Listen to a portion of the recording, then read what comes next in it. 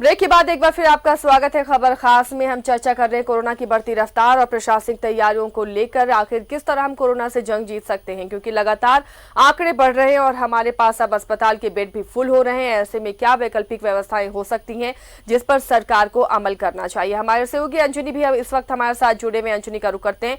अंजनी, लगातार कोरोना की रफ्तार बढ़ रही है और रांची अव्वल में रह रहा है। कल भी रांची में 124 मामले कोरोना के सामने आए हैं और लगातार इन आंकड़ों के सबसे बड़ी दिक्कत आने वाली है कि अस्पतालों का फुल होना, बेड का फुल होना। नियमृता भी हमारे साथ जुड़ी हुई थी जमशेदपुर से। उन्होंने भी कहा है कि अब वैसे मरीज जिनमें लक्षण ना होने सरकार घर पर रखे और सिर्फ बैठकें और बातें ना हो, इस पर अमल करना शुरू हो ताकि क्रिटिकल पेशेंट को अस्पताल में जगह मिल सके। क्या तैयारियां राजधानी रांची में है? इस तरह इसी रफ्तार से अगर कोरोना संक्रमितों की संख्या बढ़ी तो क्या स्वास्थ्य विभाग आगे करेगा? देखिए आसिया, राज्य सरकार और जिला प्रशासन जो है इन चीज़ों को लेकर लगातार काम कर रही है। जिस तरह से तमाम लोगों को पता होगा कि अब होटलों में भी कोरोना के जो मरीज होंगे उनका इलाज होगा। और कल जो है चर्च रोड में जो बॉयज़ पॉलिटेक्निक कॉलेज है उसके जो हॉस्टल्स हैं उसे पूरी तरह से तब्दील किया जा रहा है, जहां कोरोना पॉजिटिव मरीजों को रखा जाए। मतलब वो टेम्प्रोरी हॉस्पिटल के रूप में तब्दील होगा। कल जिला प्रशासन की पूरी टीम जो है उस जगह का निरीक्षण की है। अब प्रशासन जो है लगातार इन चीज़ों को लेकर अपना जो वर्क है वो कर रही है।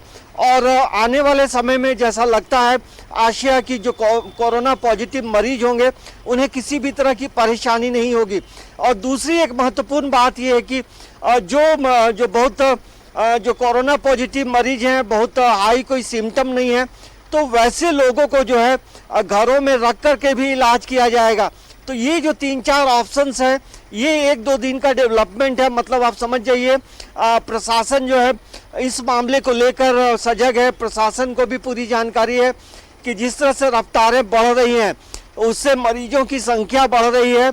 और वैसे में रिम्स हो, सीसीएल का हॉस्पिटल हो, पारस हॉस्पिटल हो, इन जगहों में यहाँ पे उतनी जगह नहीं हो पाएगी।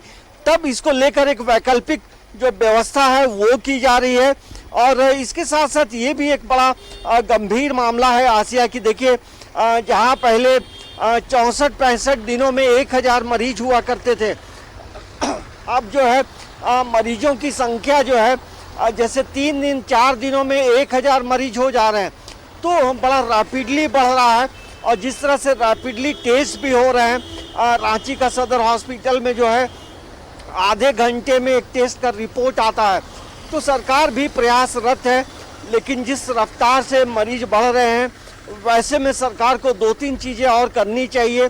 बॉर्डर इलाके से जो सीमाएं हमारी सट रही हैं वहाँ से आने जाने वाली जो गाड़ियों में लोग जो बाहर से आ रहे हैं वैसे लोगों पे भी अब नज़र रखने की ज़रूरत है।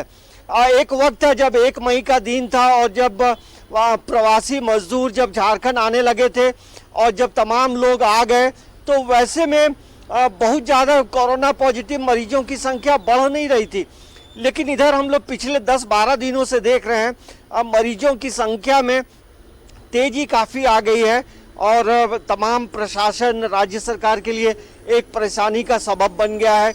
और यही वजह है कि कल जो कैबिनेट में जो फैसले लिए गए हैं बहुत कड़ा फैसला है। यदि आप मास्क नहीं पहनेंगे, नियमों का पालन नहीं करेंगे तो 1 लाख का फाइन है और 2 साल की सज़ा है। तो इन तमाम चीज़ को लेकर यदि हम देखते हैं तो सरकार सख्ती से पेश आना चाहती है। और तमाम जो हमारे जो झारखंड में के जो लोग रह रहे हैं उन्हें भी चाहिए कि प्रशासन का सहयोग करें, सरकार का सहयोग करें, नियमों का पालन करें।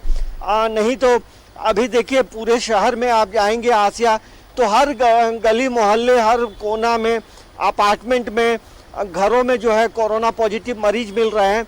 और ये एक हड़कंप सा जरूर मचा है। रातू रोड की बात करें, पुरलिया रोड की बात करें, कांटा टोली की बात करें, कांके की बात करें, तो तमाम जो लोकेशंस हैं रांची में सभी लोकेशंस में मरीज मिल रहे हैं। तो वैसे में एक चिंता की बात ज़रूर हो जाती है कि जहां पूरे प्रदेश में हम देखते हैं कि लगभग 125-30 के आसपास जो है पुलिसकर्मी भी जो कोरोना पॉजिटिव हो गए हैं।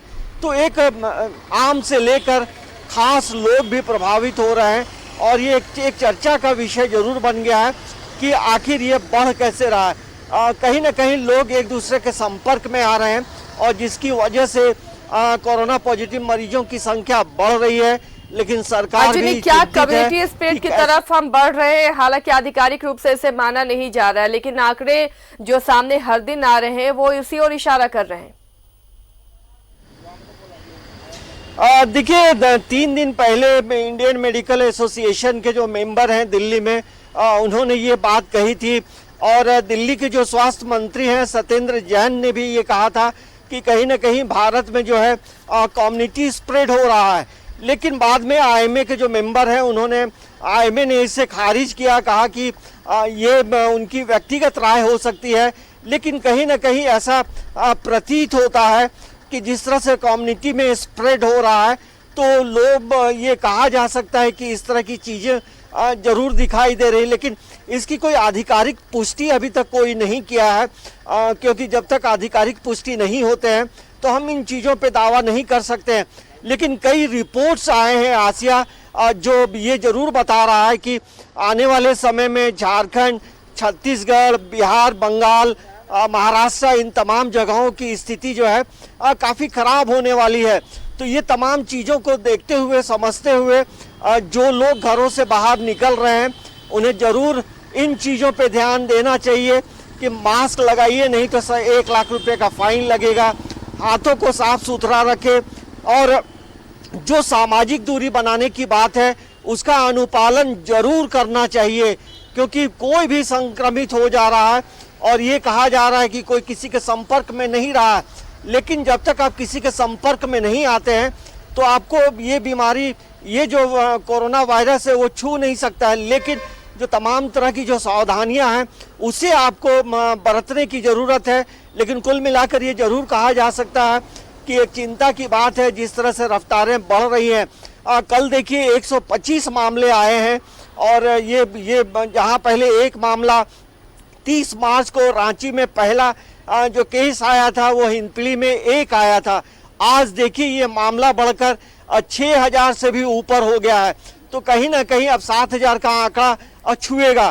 तो सभी लोगों को जो है इन चीज़ों की जिम्मेदारी लेनी होगी कि हम नियमों का पालन करेंगे, नियमों को तोड़ेंगे नहीं, तभी हम इसको रोक पाएंगे और बेवजह घरों से नहीं निकलें, यही इसी में भलाई है। आशा बिल्कुल सही कहा अंजनी आपने, गाइडलाइंस फॉलो करनी होगी तभी इसके चेन को हम रोक सकते हैं। लेकिन जिस रफ्तार से आंकड़े बढ़ रहे हैं वो लोगों के लिए भी चिंता की बात है और सरकार के लिए भी। कितने लोगों को अब बेड देना, किस तरह सरकार आगे कदम उठाती है, स्वास्थ्य कर्मियों की संख्या कैसे बढ़ेगी, इन सब पर फिलहाल विचार विमर्श किया जा रहा है। बहुत बहुत शुक्रिया अंजनी इस तमाम जानकारी और बातचीत के लिए। तो खबर खास में इतना ही, लेकिन खबरों का सिलसिला आगे भी जारी है।